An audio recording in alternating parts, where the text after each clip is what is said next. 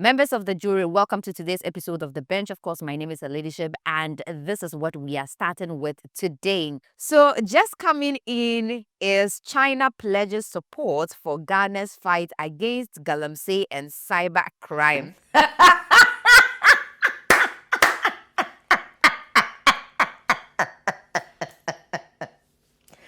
China pledges support to help us. No, let me put this in context for you so that you guys would appreciate why I am laughing.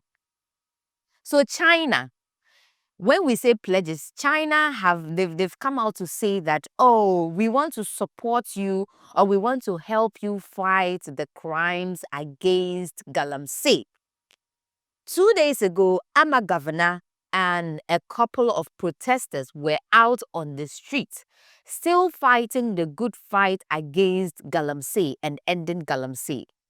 The conversation about galamsey has elongated, and some people are of the view, which they have a point, that it is not just galamsey. It is not just galamsey. The thing is that it's also some people's source of livelihood. That is what some people do to feed themselves and to feed their families. So if you are telling these people to stop galamsey, you need to be giving them an alternative way to be able to take care of themselves and feed their families. You can't just tell them to stop one job when you're not putting another job in front of them. Now, the protesters are saying that, yes, this is something the government have to do. The government have to find them another job or find them a way or something so that they can leave that, because that is polluted our water bodies and that is causing sicknesses and a whole lot of things, causing death. Right. Now, we all know that when it comes to galamsey, galamsey equals China. Anytime the police raid these galamsey sites, aside the black people or the Ghanaians that they would arrest, the next majority of people that are actively doing this illegal mining are the Chinese. So the contrast, the irony of it, that these same Chinese are the ones pledging support to help fight galamsey. And you know, on a wild thought, when we say pledge, sometimes pledging too is monetary. So people are saying under the comment section, these are not my words, that they have gone to see some official somewhere, allegedly, allegedly, to give them some amount of money somewhere. And now they are coming out to say that they are pledging their support. You are the perpetrators. You are the perpetrators, the doers of the crime. And the doers of the crime are coming to tell us that, oh, we want to help you fight the crime they are committing.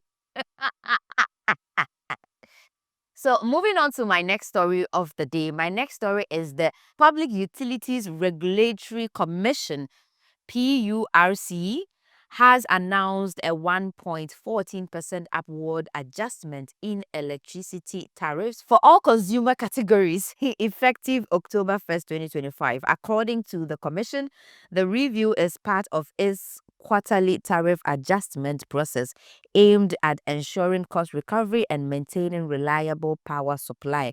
Meanwhile, water tariffs will remain unchanged for the same period. This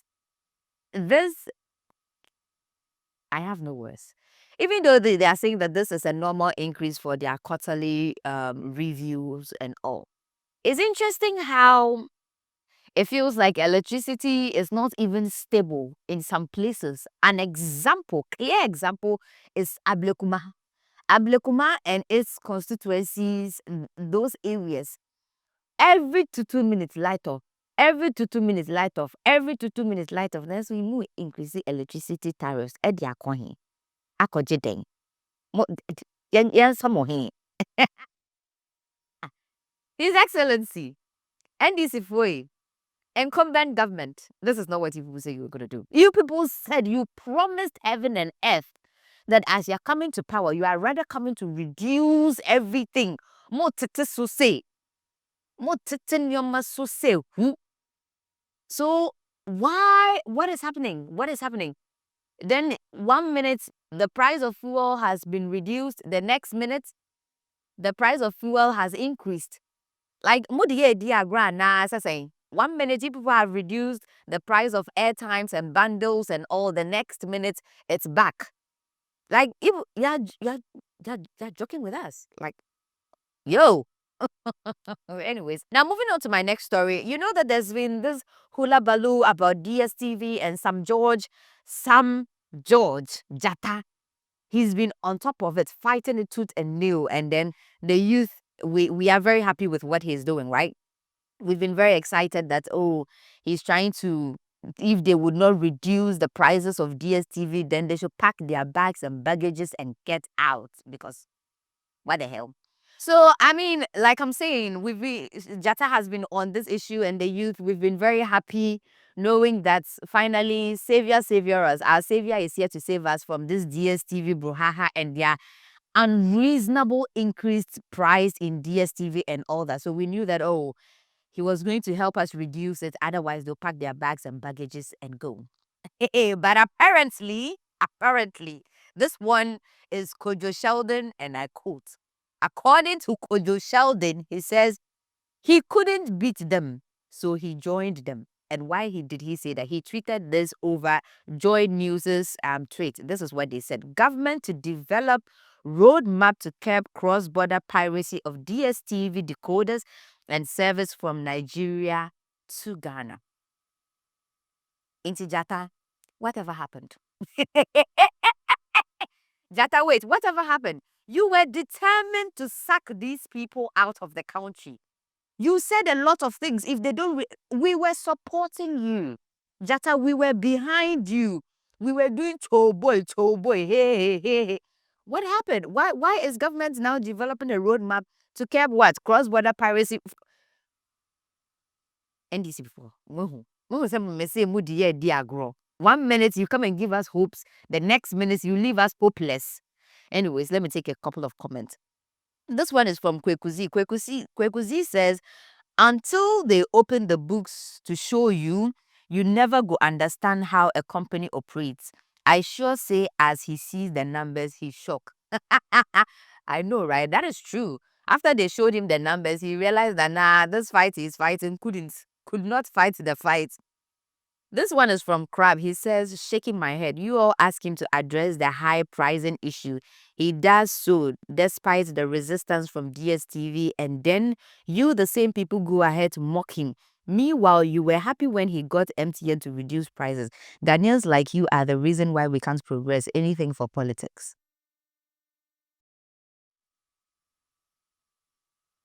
Moving on. This is from Sikadari. Sikadari says, but Sheldon, isn't it amazing how this government is just pushing stories in the trends to divert attention from Galamsey and even the increase in fuel prices? Just what I was talking about. 1 minute, they've reduced prices. The next minute, the prices have hiked. It's like, just say. Anyways, this one is Kosi. Kosi says he should fail. We are happy because he's not from our party, but forgetting he's actually fighting for all Ghanaians, because if the price gets reduced, we all enjoy it, whether NDC or MPP. This is how myopic the MPP thinks. Only a few have awakened. Well, you got a point. Danielson, boy. When fighting for a black man, you need to use one hand and use the other hand to fight off those you are fighting for. This is a classroom example. This actually makes sense for some reason. Like, honestly, this makes sense. So moving on, this one is from Jomo. Kwame. Kwame says, fighting the battles of your opponents instead of fighting your opponent. Okay. Sir Allington, he says, if you, Sam George, just say, he even tagged him in his comments, try to stop us from using Nigeria decoders here in Ghana, your party go here. Anywho, guys, so that is all my stories for today. I was saying that there is this story I don't know if I should do or not, but let me just give you a glimpse about it. I've seen a video of this young lady definitely from Nigeria, right? And she's out saying that she wants to break the Guinness World Record, or in fact, she wants to set it, because I don't think that kind of record has been broken before, right? She is called the real Mandy Kiss, or Mandy Kiss. So she says that she's going to do So guys, how you all doing? Hope you guys are doing good. Good morning, good afternoon, good evening, good noon, whatever, wherever you are watching me from right now. I'm making this video to let you all know that I'll be participating in the Guinness record. I'm having with 100 men. You know me, kuku lórúkọ gidi náà ń gbòòrò mi. 100 men. But that is not the part of the story that is interesting for me. The part of the story that is interesting for me is the fact that she's saying it is her body she's coming to use to do the ta ta ta ta ta with these 100 men. So it's not free. Bikono, it's not free. If you want to be shortlisted among these 100 men, you got to pay something. This is sweet. You have to pay something to be part of these 100 men, and it's going to be done in the open. So we should come and we should watch her and cheer her on as she does ta ta ta ta ta with all these 100 men that have paid to each have one round with her. So if someone takes, I'm just thinking out loud, if someone is going to, like, some of these men are wicked. If he pays for this thing, then he'll go and take some medicine and he decides to do ta ta ta for like 30 minutes.